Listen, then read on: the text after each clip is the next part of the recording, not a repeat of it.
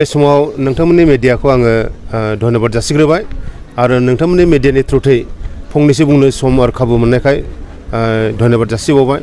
दा golden jubilee सेलिब्रेशनखा मैयानिफ्राय जाबाय, दिनै नैथि दिन, दिनै गेवलां मेल जागोन आरो फुंनिफ्राय जोङो दानो फिरफिला दिखांनायजों लोगोसे जुबली खाम्फा बेखेवबाय आरो रुंसारि जानायफोरनो बिबारबो बावबाय आरो लोगोसे बिनि उनावनो जोङो रेलि कालचारेल रेलिखौ खालामबाय।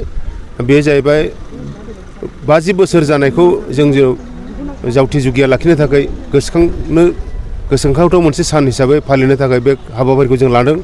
जोबोद गोजोननाय मोन्दों। बयबो रायजो राजाफोरजों लोगोसे बे ओनसोलनि गेदेमाफ्रा बे गल्डेन जुबली फोरबोखौ खुंनायाव हेफाजाब होबाय, मदद खालामबाय, रां रुफाजों मोदोमै मोखाङै बयबो हेफाजाब होदों आरो गासै फरायसुला फरायसुलिफोरजों लोगोसे फोरोंगिरिफोर आरो फोरोंगिरिफोरजों लोगोसे गथ'फोरनि बिमा बिफाफोर गार्जेनफोर बयबो हेफाजाब होबाय। बिथांमोन बयनिसिमबो आङो गाहाय फोरोंगिरि जानानै बयनोबो अननाय सिबिनाय आरो गाहाम हामलायथिखौ बे समाव बावहरबाय। दानो नैथि हाबाफारियाव दङ जोंहा एलुमनि मिट, एलुमनि पेरेन्टस, टिचार्स, स्टुडेन्टस गासैबो मोनसे मिट दं। बेखौ जों गुसुङै दा सम हास्लाबैखाय जों गुसुङै फोजोबसिगोन आरो बिनि उनावनो 12थानि उनाव जोंहा गेवलां मेल दं।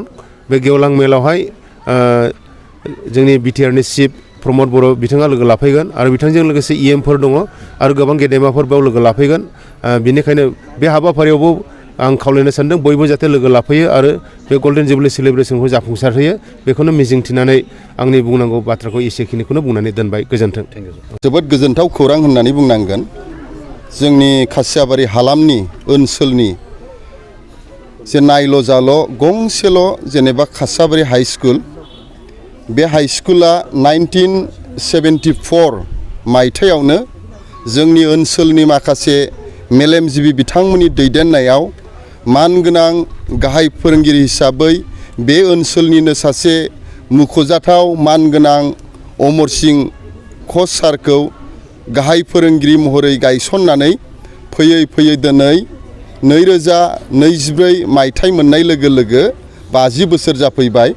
दा बे 50 बोसोर जानायखाय गल्डेन जुबली हिसाबै बे खासियाबारि हाइ स्कुलनि दायो जाय सारा गाहाय फोरोंगिरि महरै दङ, सुसिल हाज'वारि सार, बिथांनि दैदेननायाव आरो स्कुलनि एसएमडिसिनि दैदेननायाव आरो मानगोनां बे ओनसोलनि बुद्धिजिबिफोरनि आरो फोरोंगिरि स्टाफनि दैदेननायाव साननैनि हाबाफारिखौ लानानै बे गल्डेन जुबलीखौ फालिनाय जादों आरो बे गल्डेन जुबलीजों लोब्बा लाखिनानैनो मोनसे हाबाफारि, बे हाबाफारियानो जाहैबाय कालचारेल रेलि, हारिमु हान्जा सुरनाय हाबाफारि। बेखौ दायो जोङो अलरेडि जोङो बानायखांबाय।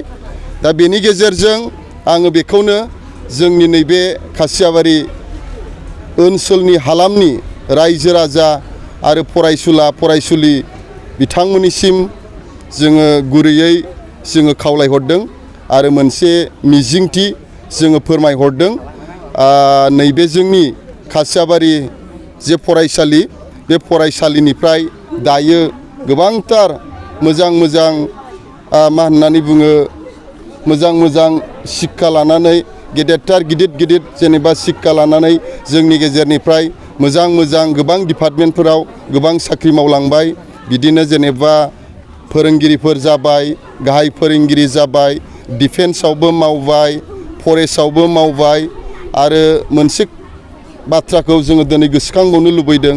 जोंनि नैबे खासियाबारि हाइ स्कुलनिफ्रायनो मानिजाथाव सासे फरायसा होननानै बुंनांगोन बै समनि आरो दायो दैदेनगिरि मानगोनां जिरन बसुमतारिया बे स्कुलनिफ्रायनो एमएलए जाबाय आरो बे रेलिनि गेजेरजों जोङो बेखौनो कामना खालामबावदों जाहाथे फैबाय थानाय समफोराव, फैबाय थानाय जेनेरेसनाव जाहाथे मोजां फरायसाफोरा बे फरायसालिनिफ्राय उजिबावो, सोमजिबावो, जोङो बेखौ मिजिंथिदों आरो बेजों लोगोसे जाहाथे जोंनि फरायसाफ्रा फरायनायाव गोसो होयो, गाज्रि जानाय लोंनाय, गाज्रि सोबनाय, गाज्रि माखासे आखुथायनिफ्राय गोजानाव थानानै गावनि जेनेरेसनखौ, फिउचारखौ सिन्था खालामनानै जाहाथे फरायनायनि फारसे गोसो होयो। आङो बेखौनो दिनैनि कालचारेल रेलि हाबाफारिनि फ्लेग अफ आलासि महरै आङो खावलायनाय जाबाय।